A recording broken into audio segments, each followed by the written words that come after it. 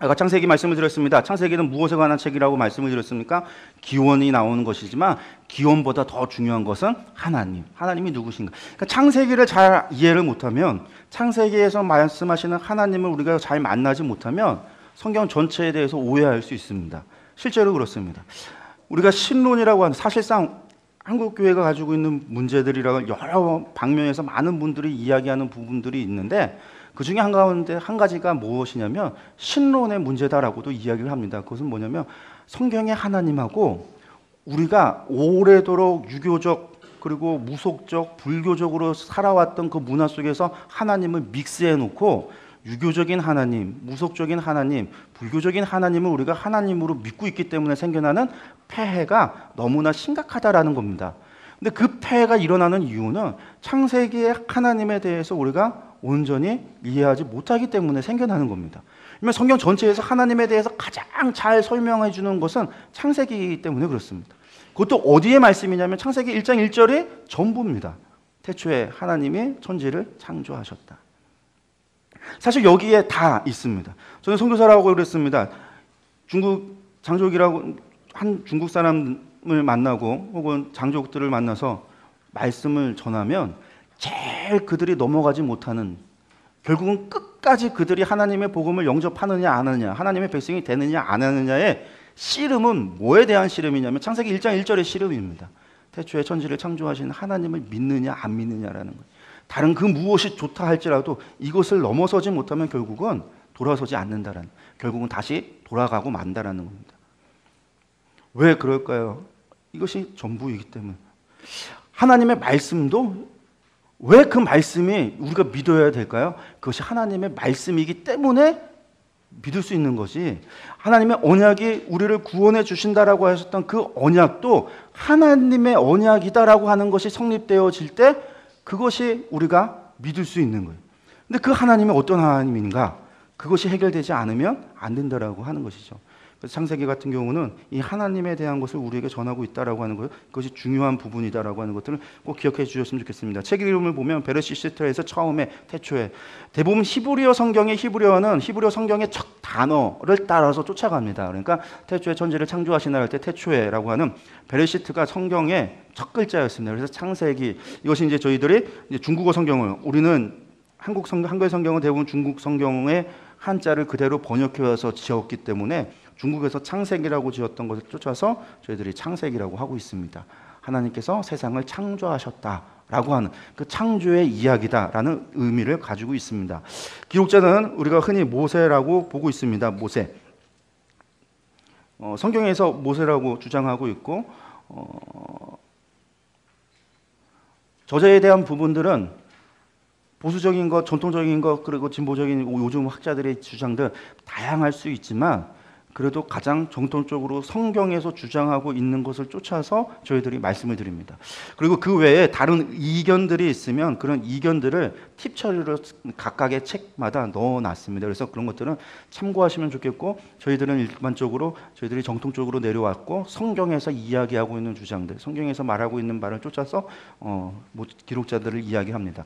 모세, 창세기는 모세뿐만 아니라 모세오경이라고 하는 5권도 다 모세의 저작물로 저희들이 보고 있습니다. 모세가 기록을 했고요. 연대는 1446년에서 1406년경으로 이야기를 하고 있습니다. 이 연대가 어떻게 나왔는가? 1446년이 애굽의 18왕조였던 아멘호텝 2세 왕 때로 보고 있습니다. 이때 출애굽 사건이 이루어졌을 것이다라고 학자들이 추정합니다. 그래서 아멘호텝 2세가 다스리고 있었던 18왕조 시기였던 이 시기에 1446년에부터 시작해서 1406년 40년이 지나고 어디서요? 모압 평지에서, 시딤에서 마지막 이제 모세가 산에 올라가서 그가 죽기 전까지의 기록으로 보고 있습니다. 그래서 아마 이 광야 시대 가운데 기록되어졌을 것이다 보고 있습니다.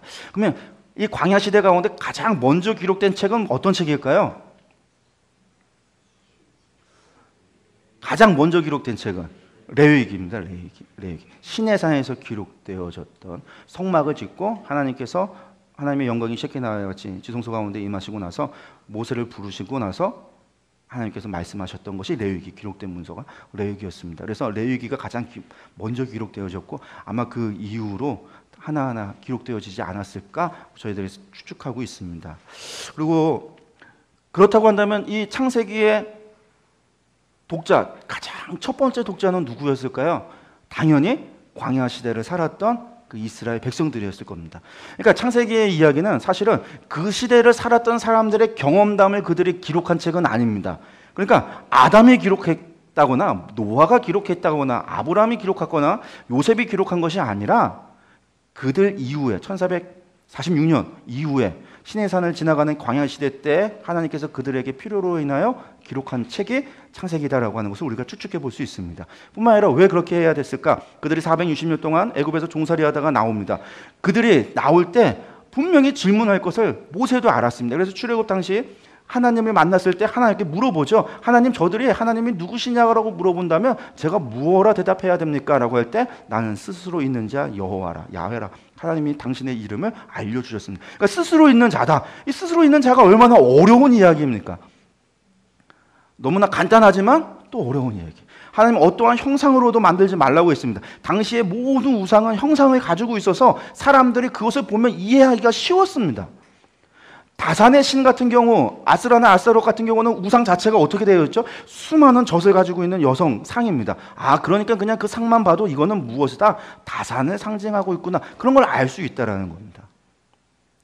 그러니까 형상만 봐도 그 신을 상상할 수 있고 그 신이 무엇인지를 알 수 있는데, 이거는 하나님에 대해서 어떠한 형상도 만들지 말라고 하고 하나님에 대해서 설명한 거라고는 그냥 스스로 있는 자다. 그러니까 이것이 무엇인지 알지 못하는 이스라엘 백성들, 그들이 어떤 놀라운 고등교육을 받아서 대학까지 졸업하고 많은 학문을 섭렵했던 사람들이라고 한다면 그걸 가지고 스스로 사색하고 스스로 고민하고 해서 답을 찾아갈 수 있을지는 모르겠습니다. 하지만 이들은 애굽에서 460년 동안 뭐한 사람들? 종살이한 사람들. 그들에게 스스로 있는 자라고 하는 하나님에 대한 이야기는 어려울 수 있다는 겁니다. 그러니까 그들에게 창세기는 어떤 책이었을까? 감히 추측해 본다면 그들의 창세기의 이야기를 들려주는 것 자체가 하나님은 이런 분이시구나. 이들에게 있어서는 그것이 설교고 신앙 교육의 교재고 신앙 공부였을 거라는 겁니다. 하나님에 대해서, 기원에 대해서, 특히 하나님이 누구신가에 대해서 온갖 우상 숭배를 했던 그 문화 속에 그들이 지금 광야를 지나고 있지만요. 광야를 지나서 약속의 땅으로 들어가게 되겠지만 그 지역 전체가 사실은 애굽의 레반트 지역 자체가 12왕조 때도 레반트 지역에 애굽이 정복하고 있었던 상황이었고 18왕조, 19왕조가 애굽의 전성기를 이끌었던 왕조였습니다. 그들이 어디까지 그들의 영토가 영향력이 어디까지였냐면 레반트 지역이 전부 다 애굽의 영향력 아래 있었습니다. 그러니까 애굽을 탈출해서 레반트 지역이라고 하는 지역으로 간다고 하더라도 여전히 애굽의 영향 아래 있었던 지역들이었습니다. 그래서 사실 가나안으로 들어가서 정복 전쟁을 수행할 당시에 레반트 지역 안에 강력한 국가가 없었던 이유 가운데 하나가 그 지역이 오래도록 애굽의 지배를 받다가 애굽의 힘이 약해지면서 권력의 공백기가 생겨나면서 여러 족속들이 이게 우후죽순처럼 남아져 있었던 상황이었기 때문에 전쟁을 수행하기에도 매우 수월했던 그런 점이 있었습니다. 어쨌든 당시에 창세기라고 하는 것이 그런 상황 속에서 이스라엘 사람들에게 전해졌구나. 그러니까 우리도 창세기를 볼 때 무엇에 대해서 알아야 될까요? 무엇에 대해서 관심을 가져야 될까요? 당연히 하나님에 대해서 관심 가져야 돼요. 이삭이 100배 받은 축복에 관심 가져야 되는 게 아니라, 야곱의 축복에 관심을 가져야 되는 게 아니라, 모세가 받았던 축복을 나도 어떻게 좀 받으면 좋지 않을까에 대한 관심이 아니라 하나님 그분에 대해서 관심을 가져야지만 된다라는 거죠. 하나님이 무엇을 원하셨는가라는 것들 보셨으면 좋겠습니다. 배경이라고 하는 것은 제가 말씀드리면서 간략하게들 넘어갔던 부분들이 있습니다. 이 배경을 본다고 한다면 각각의 성경 가운데 주요 국가가 성경 배경으로 들어가는 국가들이 있는데, 창세기는 애굽, 출애굽기도 애굽이라고 하는 나라입니다. 여호수아 사사기는 가나안 7족속이 되겠죠. 그리고 사무엘 상하에서는 어떤 나라가 되냐면 블레셋이라고 하는 나라. 열왕기 상에서 하 전반부로 갈 때는 13장 이전까지는 아람이라고 하는 나라. 열왕기하 14장부터 시작해서 21장, 22장까지는 아수르라고 하는 나라. 그리고 그 이후에 25장 마지막까지 넘어갈 때는 바벨론이라고 하는 나라가 그 배경이 되어집니다. 에스라 느헤미야 같은 경우는 당연히 바사, 페르시아가 배경이 되는 주요 국가들인데, 그런 부분들도 배경 가운데 요 나라, 요 때는 요 나라에 대해서 우리가 관심을 가져야 되겠구나라는 것들 좀 기억하시면 좋을 것 같습니다. 기록 목적은 말씀드렸다시피 세상에 대해서, 기원에 대해서 알리는 것, 하나님에 대해서 알리는 것, 구속 역사가 시작되어졌다, 민족의 형성 과정이다라고 나왔는데 가장 중요한 것은 하나님에 대해서 알리는 것이다라고 하는 거 기억하셨으면 좋겠습니다. 첫 절과 끝 절 보면은요, 창세기는 어떻게 되어져 있는가? 창세기 1장 1절은 태초에 하나님이 천지를 창조하시니라로 시작했습니다. 그 이전에 아무것도 없었습니다. 하나님만이 계셨는데 하나님께서 천지를 창조하셨다. 그리고 창세기 끝은 어떻게 끝이 나냐면 요셉이라고 하는 이 족장 시대의 마지막 인물이었던 요셉이라고 하는 사람이 110세의 죽음에 그들이 그의 몸에 향재를 놓고 애굽에 입간했다라는 것으로 끝이 납니다. 이것 때문에 출애굽기 460년이 지나고 나서 출애굽이 왜 이들과 연관이 되는가? 우리가 알 수 있는 것은 출애굽할 당시에 누구의 유고를 가지고 나오냐면 요셉의 유고를 가지고 나오는 거죠. 그래서 이제 창세기가 출애굽기를 연결할 수 있는 것, 그 마지막이 요셉의 죽음이고 애굽에 입간했다라는 겁니다. 왜 애굽에 입간했을까요? 야곱이 죽었을 때 요셉은 야곱을 어디에 묻었냐면 그의 야곱의 부모가 묻고 그의 할아버지가 묻었던 막벨라고 헤브론에 가서 그곳에 장사 지냈습니다. 요셉도 그 권력이 갖고 있었던 요셉도 자신이 죽었을 때 나 그곳에 묻혀줘라고, 내 부모 조상들이 있는 곳에 묻혀줘라고 했다고 한다면 아무 문제 없이 가서 묻힐 수 있었습니다. 왜? 그 정도의 권력을 가지고 있었기 때문에. 그리고 당시 그곳이 전부 다 12왕조 시대 때 애굽의 권역이었기 때문에 충분히 가능한데도 불구하고 요셉은 어디에? 애굽에. 그래서 이제 나중에 이들이 누구의 후손이다? 이스라엘. 이들이 야곱의 후손, 아브라함의 후손이다라고 하는 것이 연결되어지는 그런 부분이 되어집니다. 우리가 그런 것들을 한번 기억하시면서 창세기는 태초부터 시작해서 요셉이 죽는 것으로 끝났구나 라고 하는 걸 기억하시면 좋겠습니다. 전체 보기로 넘어가시면요, 전체 보기를 보시면 이게 성경 창세기를 각 구조를 저희들이 이렇게 나눠 본 겁니다. 매 권마다 성경의 구조를 나눠 놓았습니다. 그래서 구조를 잘 보시면 구조 가운데 이 각 권이 이야기하고 말하고 있는 것이 무엇인가가 구조 가운데 구조가 이야기하는 경우도 많이 있습니다. 그래서 우리가 구조를 통해서 성경을 이렇게 볼 수가 있겠구나, 이렇게 우리가 받아들일 수 있겠구나라고 하는 것들을 좀 그런 특징들이 있는데, 창세기 같은 경우는 저희들이 5사건, 5사람으로 나눠놨습니다. 창세기 1장부터 11장까지가 5사건, 12장부터 50장까지가 5사람으로 나눠놨습니다. 그럼 5사건이 어떻게 나눠졌는가 한번 읽겠습니다. 창조, 타락, 사회, 홍수, 민족들. 5사람은요, 아브라함, 이삭, 야곱, 요셉, 유다 이렇게 나눠놨습니다. 창세기는 많은 책들에서 이런 식으로 나눠 놓습니다. 보통 네 사람, 네 사건, 네 사람 이런 식으로 나눠 놓기도 하고요. 이 뒤에 같은 경우는 뭐 8사람 이런 식으로 나눠 놓기도 하고 그러니까 사람과 사건 중심으로들 많이 놓습니다. 왜냐면 이것이 구분하기가 성경을 이렇게 나눠서 구분하기가 쉽기 때문에 창세기 같은 경우는 그렇게 해 놓습니다. 근데 이제 요즘 많은 책들 가운데 그러니까 뭐라고 얘기하냐면 이제 톨레도트라고 하는 걸 통해서 창세기를 톨레도트로 구조로 이제 나눠 놓는 그렇게 구조를 분석하는 책들이 많이 나와요.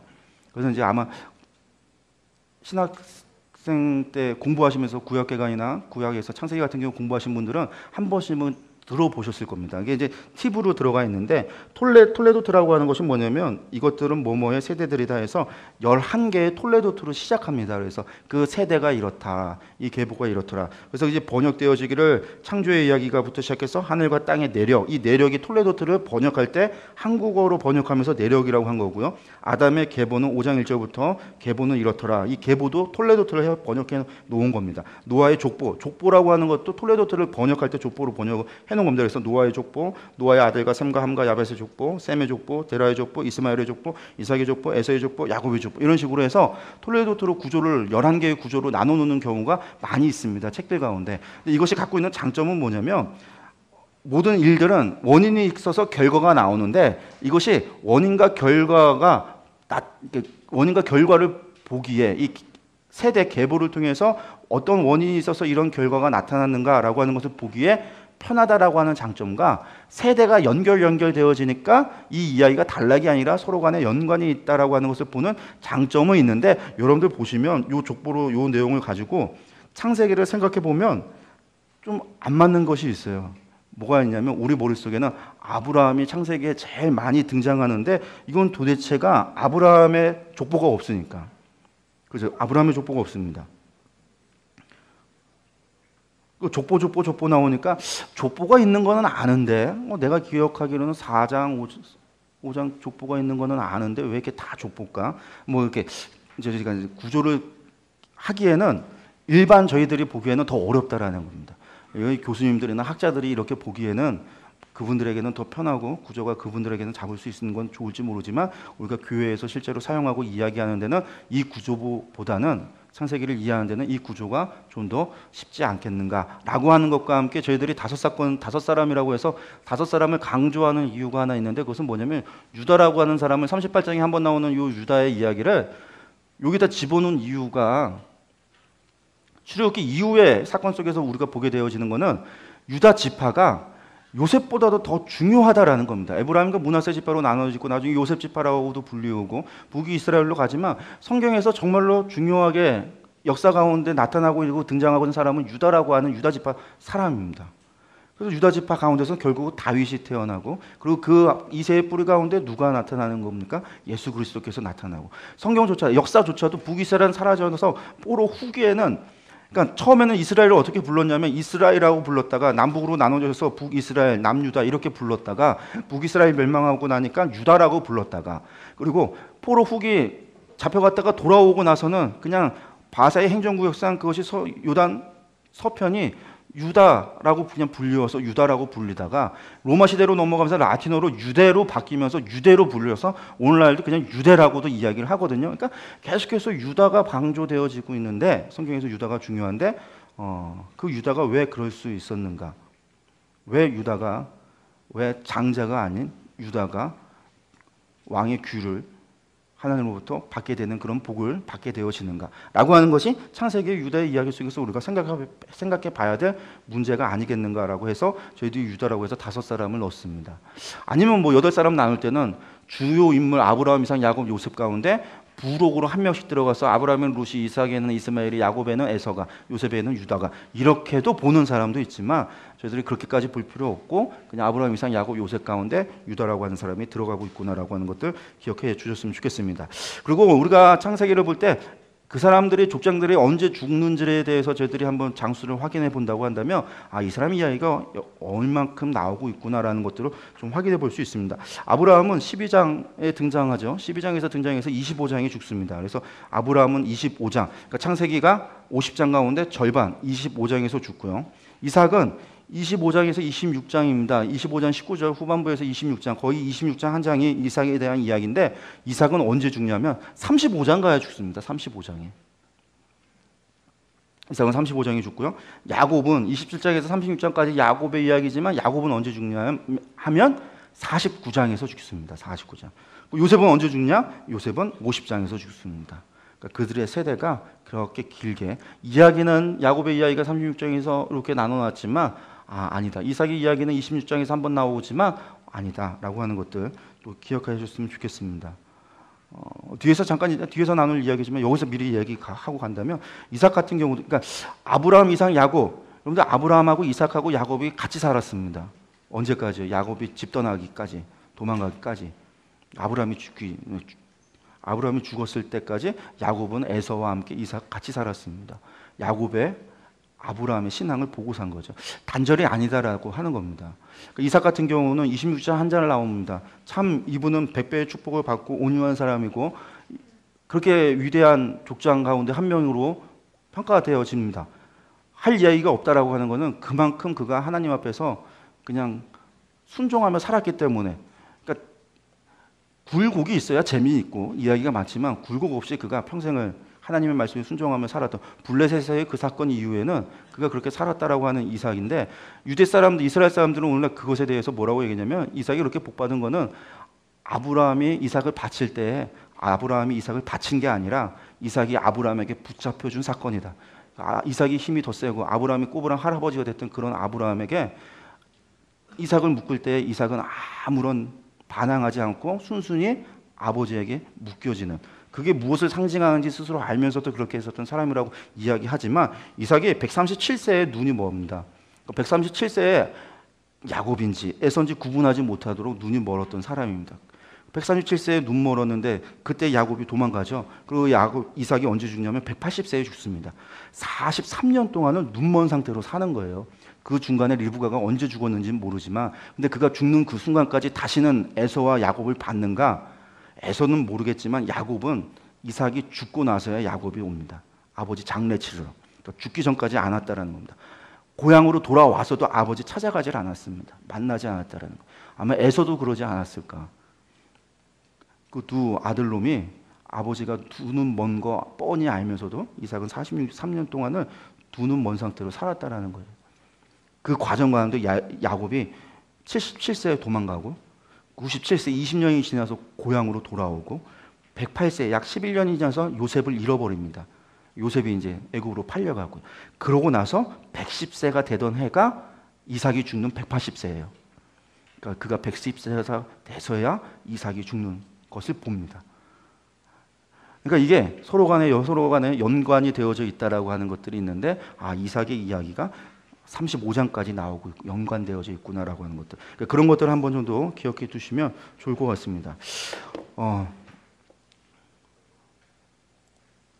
세상 창조에 대한 이야기들, 저희들이 창조에 관한 것들 잠깐 몇 가지만 살펴보고, 중요한 것들 우리가 한번 기억하고 다시 한번 짚어봤으면 하는 것들만 몇 가지 이야기하고 넘어가도록 하겠습니다. 천지 창조는 우리가 너무나 잘 아는 이야기입니다. 근데 창세기를 우리에게 하나님께서 주시고 천지창조에 대한 이야기를 주셨던 하나님의 마음은 어떤 마음이었을까? 우리가 그런 부분들을 한번 생각해 보면 좋을 것 같습니다. 하나님께서 창세기 1장의 이야기를 보면 하나님께서 세상을 만드시면서 매우 기뻐하시고 좋아하셨던 그런 모습들을 우리가 발견할 수 있습니다. 그리고 그것이 그냥 세상이 만들어져 가는 것들을 보면서 하는 기쁨이 아니라 하나님의 창조의 목적이 정확한 목적을 가지고 창조되어져 갔다라고 하는 것을 우리가 살펴볼 수 있습니다. 그러니까 창조의 과정을 여러분들 갖고 계신 책을 보면은 그런 팁에 20페이지 위에 보면 팁에 그것을 넣는데, 보통 창조가 어떻게 되어졌냐면 첫날에 빛을 만들고, 둘째 날에 궁창을 만들고, 셋째 날에 바다와 땅을 만들고, 우리가 잘 아는 얘기죠. 넷째 날에 광명, 해, 달, 별을 만들고, 다섯째 물고기와 새를 만들고, 여섯째 날에 동물과 인간을 만들고, 마지막 날 안식하셨다. 근데 그 과정을 보면 첫째, 둘째, 셋째 날에 무엇을 만드냐면 대부분 환경을 만듭니다. 그래서 환경을 만들고 첫째 날에 빛을 처음에 만들었던 빛이라고 하는 것을 존재를 만들었던 하나님께서 넷째 날에는 그 빛의 구체적인 해와 달과 별을 만드셨고 둘째 날에 궁창을 만들었던 그 궁창에 그러니까 물과 하늘 그곳에 물고기와 새를 만드시고 그리고 바다와 땅을 만드신 하나님께서 여섯째 날에 동물과 인간을 만드시는 것을 보게 됩니다. 그러니까 순차적으로 이게 순서가 거꾸로 됐으면 큰일 나죠.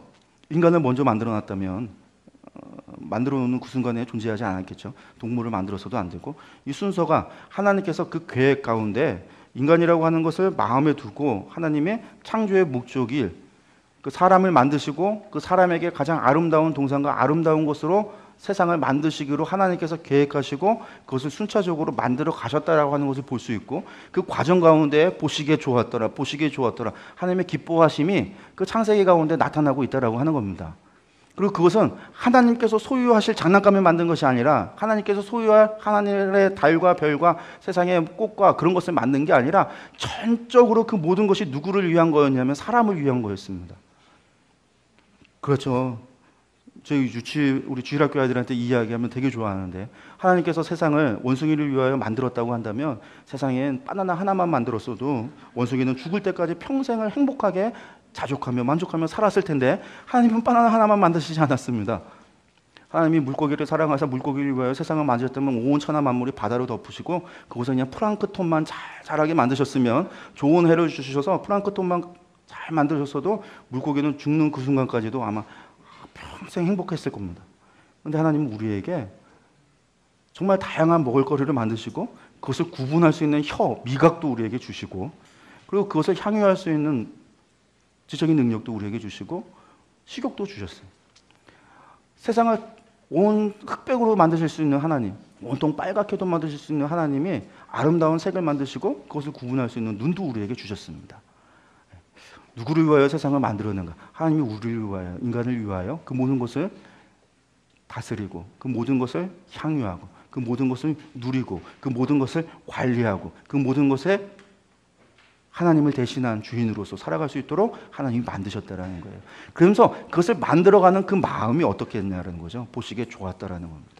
그 이야기를 통해서 우리에게 뭘 얘기하시는 거예요? 내가 그렇게 너희를 사랑하고 내가 그렇게 시작했다라는 이야기입니다. 근데 그 시작이 곧 있으면 뭐가 돼? 배신당하게 됩니다.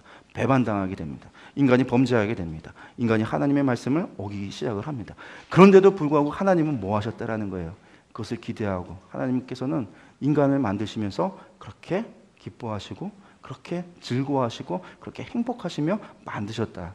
그것이 창세기 창조의 이야기를 통해서 이것이 창조 과학적으로 이거다 저거다 과학으로 틀리면 어쩔 거예요.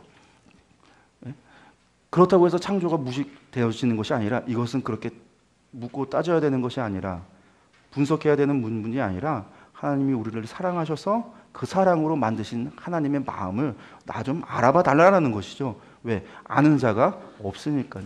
이스라엘 사람들에게 하나님이 당신께서 행하셨던 일들을 말씀하시면서 그것을 보여주시면서 창조의 이야기를 통해서 말씀하시면서 내가 세상 모든 것을 만드신 것은 내가 너희를 사랑하고 내가 너희를 이만큼 기뻐하며 이만큼 행복해하며 이만큼 너희와 함께할 것을 기대하며 만드셨다라는 겁니다. 근데 얼마 되지 않았습니다. 얼마 되지 않은 것 같습니다. 왜 얼마 되지 않았을까요? 아담과 하와가 선악을 알게 하는 과일을 따먹은 게 얼마 되지 않은 것 같습니다. 왜? 에덴 동산에서 자식을 안 낳았으니까요. 이게 에덴 동산에서 100년을 살고 200년을 산 것이 아니라 얼마 살지 않았던 것 같습니다. 하와가 아담으로부터 들은 이야기를 아마 다 세상을 다 관찰하고 다 보고 이해한 것은 아니었던 것 같습니다. 왜? 말하는 뱀을 봤는데 당황하지 않아요. 아, 이건 내가 안 본 동물 중에 하나인가 보다. 그랬던 것은 아닐까? 웃자고 하는 이야기입니다. 세상에 만든 게 자기가 다 만든 게 아니니까 아담한테 다 소개받고 아담이 보여주고 설명해 줬을 텐데 말하는 뱀을 봤는데 당황하지 않아요. 이런 뱀이 또 있나 보다. 순수하게 순진하게 뱀이 와서 이야기를 합니다. 뭘 이야기하죠? 하나님께서 다 먹으라 했느냐. 근데 이 사건이 우리가 알아야 됩니다. 뭘 알아야 되냐면 뱀이 와서 협박하지 않았습니다. 야, 너 먹어. 안 먹으면 죽여. 내가 물어버릴 거야. 이 뱀이 무서운 뱀이라서 해리포터의 비밀의 방이라고 하는 걸 보면 아주 무서운 뱀이 등장하는데 뭐 그런 뱀 아니면 아나콘다 같은 그런 뱀인지 아닌지 모르겠지만 뭐 에덴 동산에 살 때 위험이라고 하는 거, 위협이라고 하는 것이 없었겠죠. 왜 사자와 양들이 뛰놀고 독사굴에 손을 넣어도 물지 않는 그것이 이사야서에 나오는 그것이 저 하늘나라뿐만이 아니라 에덴 동산에도 그런 시대였으니까 전혀 두렵지 않고 전혀 무서워하지 않는 그에게 뱀이 던졌던 말은 단 한 가지밖에 없었습니다. 야, 하나님이 너희에게 말하지 않은 것이 있어. 너희에게 속인 것이 있어. 그런 말씀이었어. 이런 이야기였습니다. 야, 그거 먹으면 아니야, 죽지 않아. 그거 먹으면 하나님과 같이 눈이 밝아져서 하나님과 같이 될 거야. 그 이야기 한마디를 던지고 나서 뱀은 침묵하고 있습니다. 그리고 하와가 가는 거죠. 그 이야기를 듣고 선악을 알게 하는 과일을, 동산 중앙에 있는 그 과일을 보러 가는 겁니다. 온갖 생각을 다 했을 겁니다. 하나님의 말씀이 맞을까? 뱀의 이야기가 맞을까? 하나님이 혹시 우리에게 말하지 않은 것이 있을까? 혹은 아담이 나에게 전달하지 않은 것은 있을까? 온갖 생각을 다 했을 겁니다. 그리고 가서 봤더니 무엇을 보게 되냐면 보암직도 하고 먹음직도 하고 지혜롭게 할 만큼 탐스럽기도 한 과일을 보는 겁니다.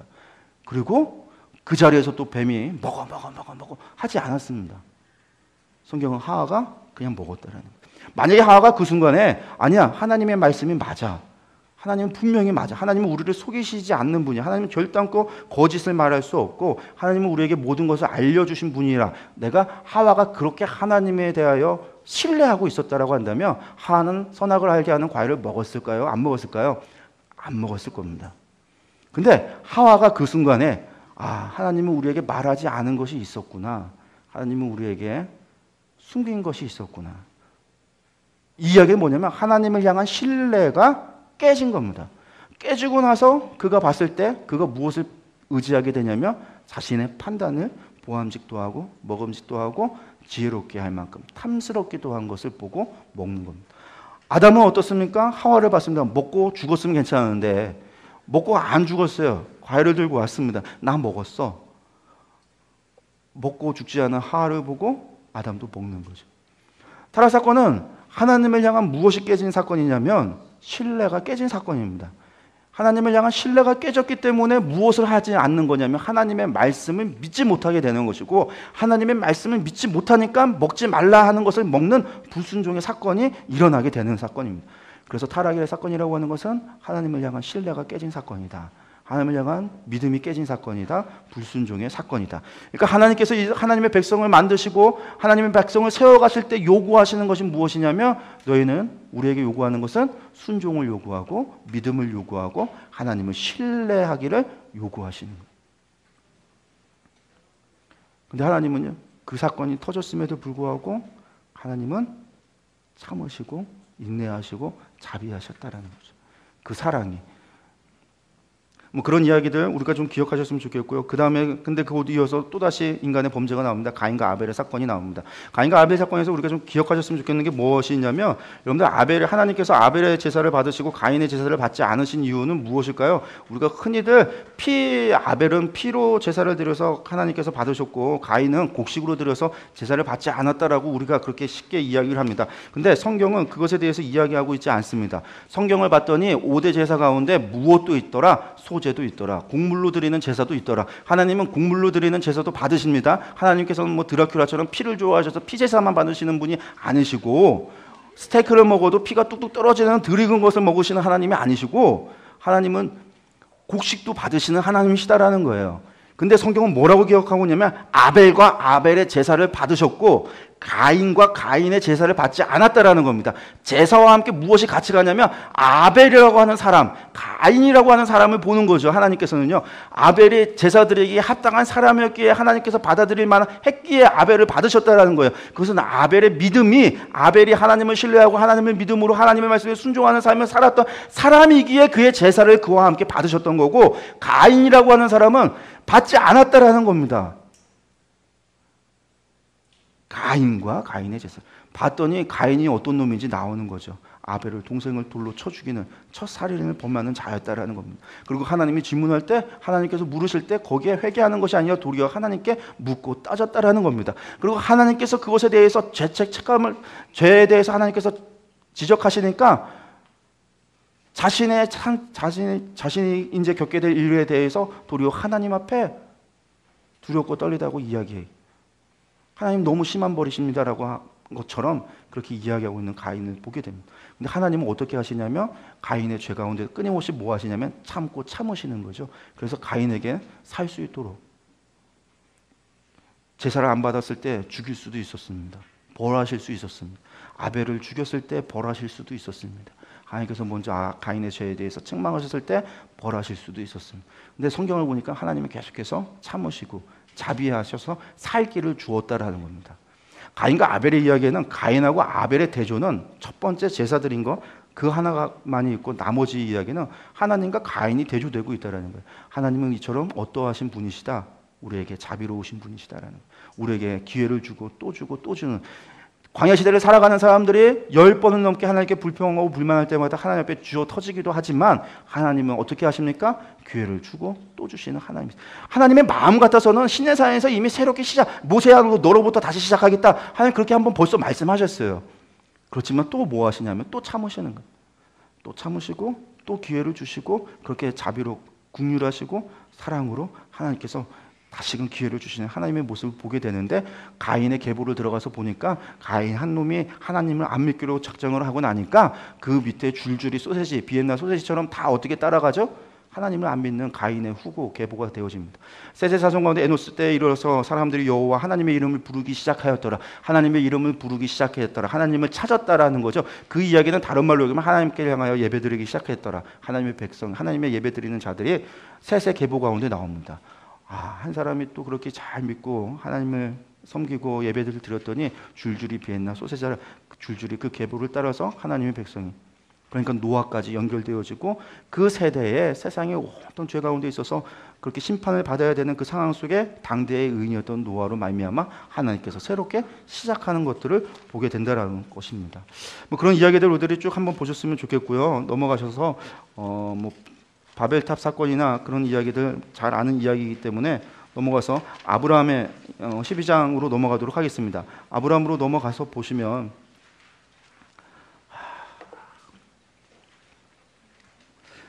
아브라함의 12장에 하나님께서 아브라함과 언약을 맺었는데 아브라함과만 맺은 언약이 아니라 사실은 아브라함으로 대표로 한 하나님의 백성, 하나님의 모든 세상의 모든 사람들과 맺으신 하나님의 언약이죠.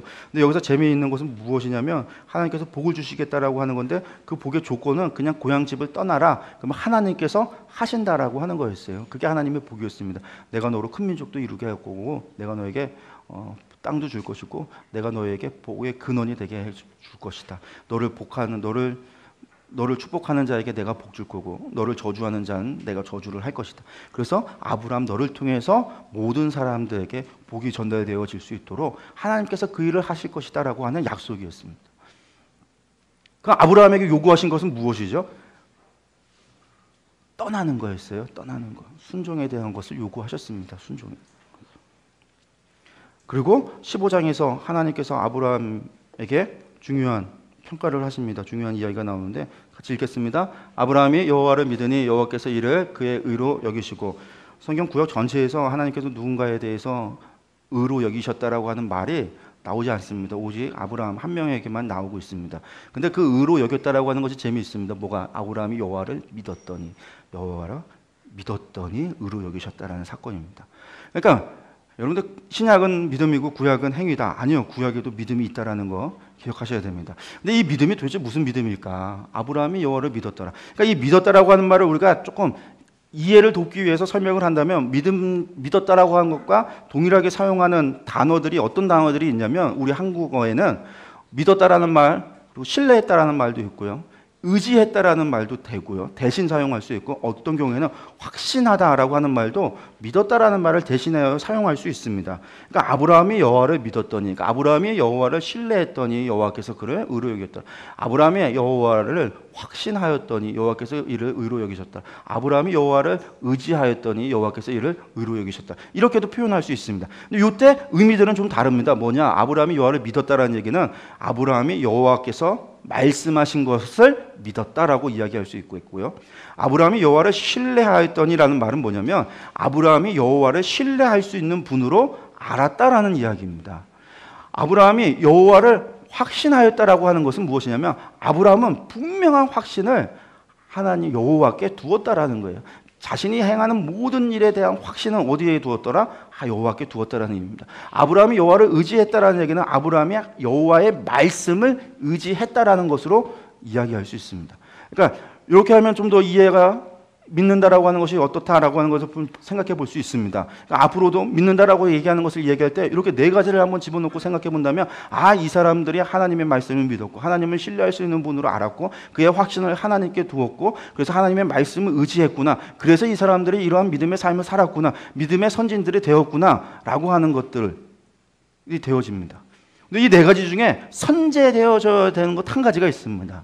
여러분들, 이 네 가지는 뭐 믿는다 동일한 것이지만 이 가운데도 선제되어져야 되는 것 한 가지가 있는데 그것이 무엇이냐면 여호와를 신뢰할 수 있는 분으로 아는 것이 선제되어져야 됩니다. 신뢰할 수 있는 분으로 알아야지 그 다음에 뭐 할 수 있다? 하나님을 신뢰하기 때문에 여호와 하나님의 말씀을 믿는 겁니다. 나의 확신을 어디에 두는 겁니까? 여호와께 두는 겁니다. 내가 무엇을 의지할 수 있습니까? 하나님을 신뢰하기 때문에 하나님의 말씀을 의지할 수 있는 겁니다. 야, 너희들 홍해 바다를 건너. 의지하고 건너는 겁니다. 하나님을 신뢰하기 때문에 요단강을 건너. 근데 강물이 있는데 어떻게 하나님을 신뢰하니까 건너는 겁니다. 야, 길갈에 들어가서 여러분들 여리고성을 넘어 요단강을 건너서 길갈에 가면요, 여리고성하고 길갈은 그냥 내려다 보이는 관계입니다.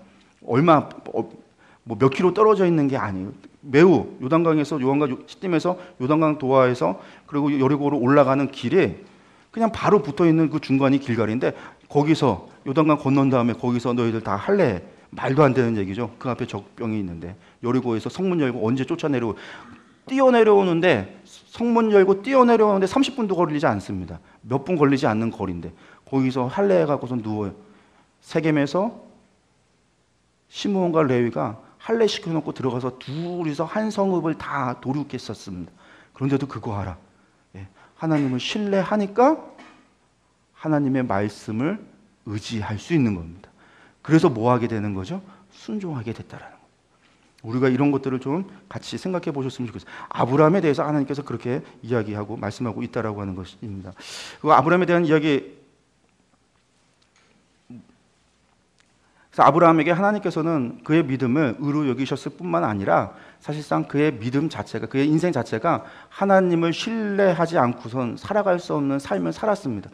고향 친척집을 떠날 때도 그랬고, 그가 애굽으로 내려갈 때도 그랬고, 그리고 헤브론에 그가 터를 잡고 살아가는 것도 사실상 어려운, 왜냐하면 그는 혼자였고 한 가정이었고 기껏해야 조카 롯 하나를 거느렸던, 그리고 그 종들과 있었던 한 사람이었지만 가나안 땅에 그가 들어왔을 때는 이미 그곳에는 도시국가 형태의 많은 국가들이 있었던 그 상황 속에 이방인이 들어와서 사는 상황이었습니다.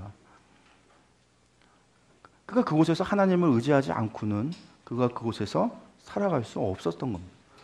그가 애굽으로 들어갈 때도, 블레셋을 갈 때도, 그리고 마지막 끝까지 하나님께서 이삭의 이 사건을 통해서 하나님께서 질문을 던지는 거죠. 너가 나를 정말로 신뢰하고 있는가에 대한 시험을 하시는 겁니다. 평생 자기가 고향을 떠날 때부터 하나님만 신뢰하고 하나님만 믿고 확신을 두고 의지하고 살아왔던 아브라함이 그 100세에 얻은 이삭을 하나님께서 달라고 하실 때에 아브라함의 기분과 그의 마음은 어떠했었을까요? 기도조차 할 수 없는 상황. 왜? 평생 하나님께 기도했는데 그 하나님이 달라고 하는 이삭, 그곳에 안 됩니다라고 얘기할 수 없는 아브라함, 그것을 살의 아내, 평생의 반려자하고 상의할 수 없는, 상의했다고 한다면 이 아내가 당연히 반대하고 미쳤다고 이 영감탱이가 노망이 들었다고 하고 아마 가둬놓고 뭐 그랬을 수도 있는 상황, 아내에게도 이야기할 수 없는 상황, 자식에게도 말할 수 없는 상황 뿐만 아니라 자기가 그 믿는 하나님에게, 신에게조차, 자기가 믿고 의지하고 살아왔던 신에게조차 기도조차 할 수 없는 상황, 예배조차 할 수 없는 상황, 그 예배가 이삭을 바치는 예배 외에는 안 되는 상황. 아브라함이 그 여정을 가는 것, 키에르케고르라고 했던 실존주의 철학자는 공포와 전율이라고 하는 책에서 그 이야기를 하면서 신 앞에선 단독자 아브라함을 이야기합니다. 근데 아브라함이 그 상황 속에서도 뭐 했냐면 하나님을 신뢰하고 믿었다라는 거예요. 그리고 이삭을 칼로다가 내려 찔러서 죽이려고 했어요. 연기한 게 아니라 야 눈 깜빡거리면서 야 이거 분명히 하나님 뭐 할 거 이러면서 쇼한 게 아니라 이삭은 정말로 죽으려고 누워 있었고 그 아버지 아브라함은 정말로 아들을 죽이려고 잘렸습니다. 사실은 죽인 사건입니다. 죽인 사건. 무엇 때문에? 믿음 때문에. 하나님을 신뢰해서. 그래서 아브라함의 믿음을 우리는 아브라함의 믿음의 조상이라고 이야기를 하는 것이죠. 비록 아브라함의 인생을 보면서 그가 조금씩 실수했다고 우리가 이야기하는 우리가 실수했다라고 말하는 것들이 있습니다. 애굽에서도 있었고 블레셋에서도 있었고 이스마엘을 낳았던 것도 있었습니다. 근데 사실 이스마엘을 낳은 것은 하나님도 그것이 실수다라고 얘기하지 않습니다. 왜냐하면 하나님의 언약이 그것만큼밖에 안 줬었거든요. 왜? 처음엔 자식 준다고 해놓고 안 주셨어요. 그러니까 내 이 집사, 종, 얘가 내 가문을 이을 거다고 하나님께 투정했더니 아니다. 네 자식이 줄 거다. 하나님 약속을 합니다. 사라라고 얘기 안 했거든요. 근데 사라는 이미 자식을 낳을 수 없는 몸이었으니까 그 다음 수순은 당연히 하나님께서 자식을 주는데 사라가 아닌 다른 수 있겠구나. 그래서 이스마엘을 낳은 거죠. 하나님이 이스마엘을 어떻게 해요? 장자권을 잇는 그것은 안 되지만 이스마엘에게 아브라함에게 주었던 약속을 그와 같은 약속을 줍니다. 내가 너에게 많은 민족을 이루게 하겠다. 하나님이 이스마엘을 사랑하셔서 이스마엘을 살리시고 이스마엘에게 복까지 주셨습니다. 이걸 가지고 이 아브라함이 아내 말을 듣고서는 뭐 이랬다고 얘기하시는 분들이 막 평가절하해서 하시는 말씀이 있는데 아니죠. 아브라함은 하나님 말씀을 믿었기 때문에 근데 그 언약이 사라에 대한 얘기는 아니었으니까 그 할아버지가 자식을 낳은 거죠. 나중에 사라에게서 난다고 하니까 결국은 사라에게서 낳는 거죠. 그 말을 믿어서. 우리가 좀 다르게 그런 것들은 좀 너무 폄훼하면서 그러시는 게 설교를 하시는 분들이 좀 계셔서 말씀을 드리는 겁니다. 그렇지 않다라고 하는 거예요. 우리가 다시 한번 하나님이 주시는 언약들을 차근차근 봐가면서 아브라함이 어떻게 행동하고 어떻게 살았는가를 본다면 이분은 정말로 여호와 하나님을 신뢰하고 살았던 믿음의 조상이구나라고 하는 것들을 우리가 좀 볼 수 있지 않을까 싶습니다. 네. 아브라함 이야기 말고 이제 아브라함 이야기 그 다음에 이제 이삭에 대한 이야기 잠깐 했습니다. 이삭이 묶여진 사건이라고 하는 것이 모리아산에서의 사건이고 이삭에 대한 이야기 아까 잠깐 말씀드렸지만 이삭이 100배의 축복이라고 얘기했지만 그의 말년은 그렇게 100배의 축복인가 우리가 한번 좀 생각해 볼 수 있다라고 하는 겁니다. 족장들의 이야기가 다 그렇습니다. 여러분들 야곱이 그렇게 장자권 갖고 싶어서 형까지 속이고 아버지 속이고 장자권 소유해서 가서 야곱이 잘 살았는가? 아니요. 잘 못 살았잖아요. 야곱이 뭘 잘 살았습니까? 그렇게 장자권 가지고 가서 77세까지 결혼도 못하고 있다가 집 떠나서 도망가갖고 하란으로 갔다가 20년 만에 돌아오게 되는데 돌아와서도 올 때도 형한테 죽을까봐 그의 나이 그 형조차도 나이가 97세예요. 98세. 야곱이 돌아올 때 98세. 우리가 지금 야곱이 와서 그 야복강 나루에서 하나님께 씨름하면서 환도표 부러지면서 그거 할 때 다 그림 보면 야곱이 할아버지가 아니라 젊은 청년으로 그려놓고 만화를 보면 야곱이 에서를 볼 때 에서는 장군처럼 아주 건장한 청년 그렇게 보는데 아니요. 98세. 당시에 150세까지 산다 하더라도 98세, 100세 정도 되는 할아버지입니다. 그 할아버지가 좀 살아보겠다고요. 자식 새끼도 좀 미운 놈부터 먼저 보내고 종 먼저 보내고 재물 먼저 보내고 그 다음에 보내고 자신의 마지막까지 어떻게 하면 튈까 생각하고 그런 야곱. 우린 베델 사건이 야곱이 회개했던 사건으로 보는데 세겜에서 디나 사건 이후에 돌아섰다고 생각하지만 아니요. 그가 나중에 정말로 바뀌는 거는 베냐민까지 끌어안고 있던 그 베냐민을 내어놓을 때야 야곱이 바뀌는 거예요. 그래서 애굽에 가서 바로 앞에 나의 험악한 세상, 험악한 삶이었죠. 그의 삶이 무슨 복된 삶. 야곱의 축복 얘기하는데 야곱의 축복이 무슨 축복이에요? 보면은요, 르우벤 저주했죠, 시므온 저주했죠, 레위도 저주했죠. 예, 야곱의 축복이 장자권 때문에 야곱의 축복하는데 장자권이 실제가 있는지 없는지는 모르지만 그들에게 있었던 그 장자권이 실제로 어떻게 눈으로 나타나거나 그가 누리는 부로 나타났을지는 모르지만 야곱은 아니었다는 겁니다. 97세에 돌아오고 나서 그가 요셉을 잃고 그가 110세의 요셉을 잃고 유다도 떠나고 난 다음에 그 다음에 무슨 일이 있어지죠? 7년 대기근이 이후에 나타났을 때 그가 그렇게 악착같이 모았던 재산이라고 있어봐야 2년 지나니까요 먹을 게 없어요. 똑 떨어져서 굶어 죽게 생겨서 갖고 있는 거 다 팔아서 애굽에 가서 먹을 것 좀 구해오고 며칠 안 되면 또 얼마 안 지나면 또 먹을 게 떨어져서 또 가야 되는 거덜나게 생겨져 있는 것이 야곱이 가졌던 겁니다. 요셉은 여러분들 꿈꾸는 자요. 우리가 좋아합니다. 우리 주일학교, 얼음성경학교 꿈꾸는 자요. 몇 년 전에 감리교 몇 년 전이 아니죠. 제가 전도사 할 때니까 거의 한 10년 전이었던 것 같은데 꿈꾸는 자유 요셉을 주제로 했었던 게 기억이 나는데 요셉이 만약에 꿈꾼 거 기억하고 형들이 자기한테 전하는 거 기억을 하고 그가 그 꿈을 믿고 꿈만 바라고 그가 감옥에서 버티고 살았다고 한다면 여러분들 요셉은 어떤 사람일까요? 나는 언젠가는 성공해서 반드시 내 앞에 형제들을 무릎 꿇힐 거야. 복수의 화신인 거죠. 요셉의 인생도 험악한 인생이었습니다. 형제한테 미움받아서 팔리고 그리고 종살이하고 누명 써서 옥살이 했다가 그가 결국은 국무총리까지 올라가지만 온의 제사장, 그 온의 제사장이라는 건 뭐냐면 왕족입니다. 왕족. 바로 왕이 되지 못한 사람들이 온 신전의 제사장이 됩니다. 그러니까 왕이 서열 두 번째 그 정도 되는 왕가의 가문에 요셉이 자기의 정치적 배경이 아무것도 없다 보니까 그런 제사장의 여인과 결혼함으로 말미암아 그가 애굽에서 터를 잡을 수 있었던 그런 중요한 사건이 그 제사장 여인과의 결혼이었습니다. 잘한 건 아니죠. 어쨌든 그것 때문에 나중에 출애굽 사건 전에 이스라엘 사람들이 고생해서 머물면서 예비하신 바가 되었지만 어쨌든 그의 인생이 그렇게 험악한 인생, 요셉과 같이 저는 요셉과 같이 사는 것도 싫고 야곱처럼 사는 것도 싫고 이삭이 100배지만 그것은 땡기지만 나중에 그렇게 될까 봐 겁나고 아브라함도 별로 어렸을 때 다윗을 너무 좋아했지만 다윗을 알고 났더니 다윗처럼 사는 것도 싫어요. 솔로몬이 뽑아가서 좋은 것 같지만 솔로몬도 나중에 봤더니 아이고 솔로몬의 말년이 저만이 아닙니다. 우리 모두의 아마 그래서 바라는 것이 있다면 솔로몬처럼 살다가 전도서 쓰면서 하늘나라 가는 거 헛되고 모든 것이 헛되고 죽기 전에 회개하고 천국 가는 거. 그래서 이 땅에서도 모든 거 누릴 거 다 누리고 하늘나라 가서도 다 누리는 거. 여러분들 이게 사실은 한국 교회가 가지고 있는 기독교인들 그리스도의 성도의 꿈이에요. 이 땅에서 성공해서 부귀영화 누리고 잘 살다가 천국 가서도 부귀영화 누리고 잘 사는 것.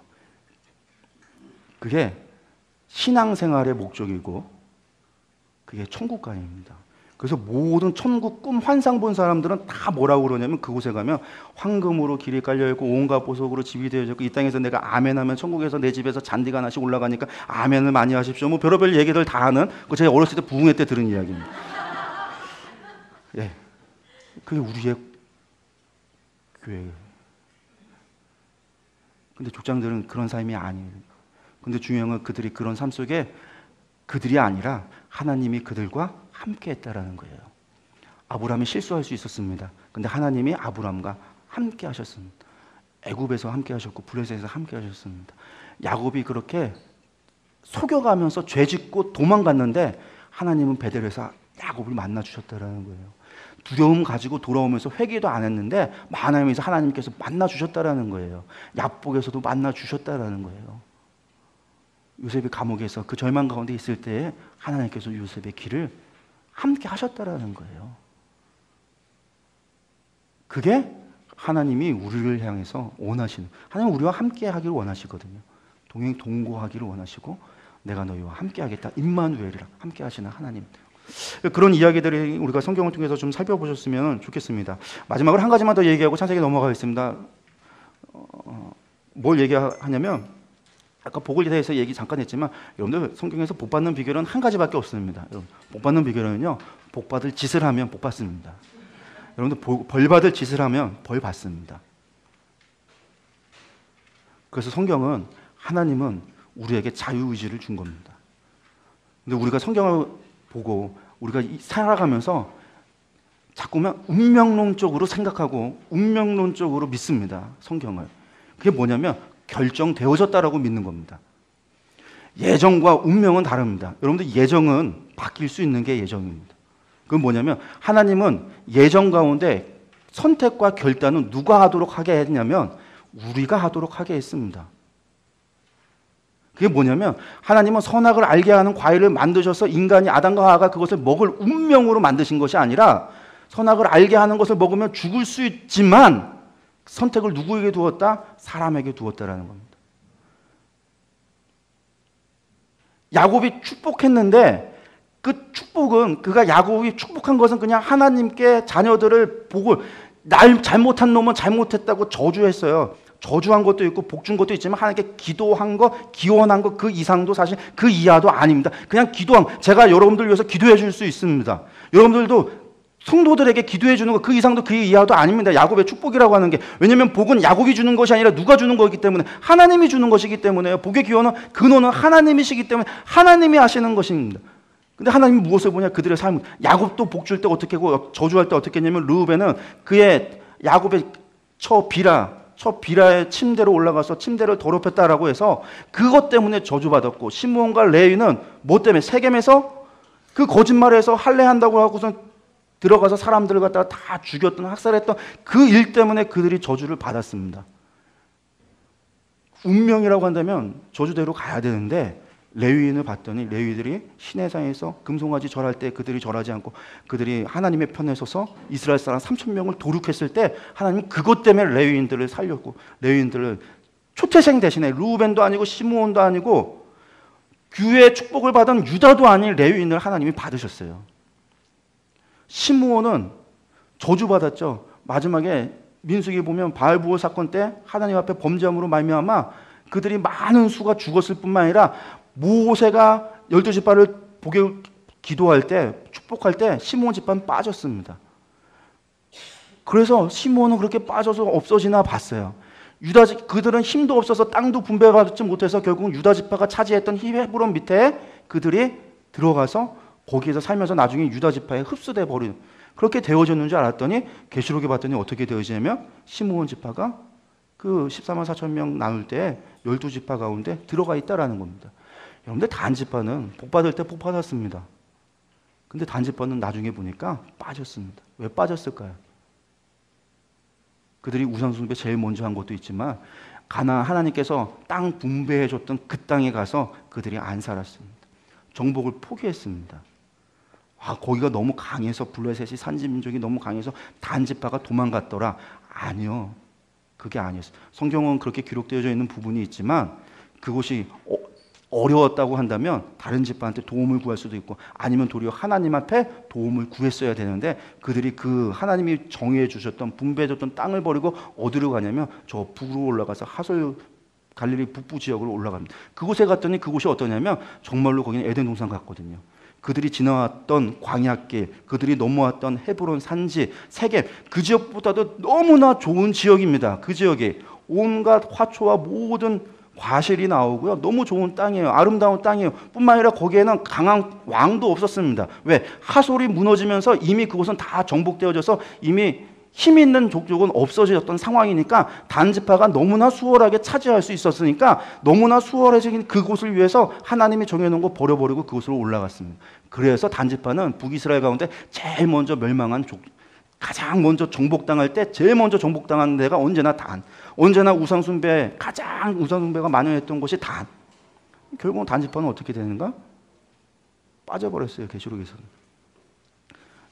그들이 살았던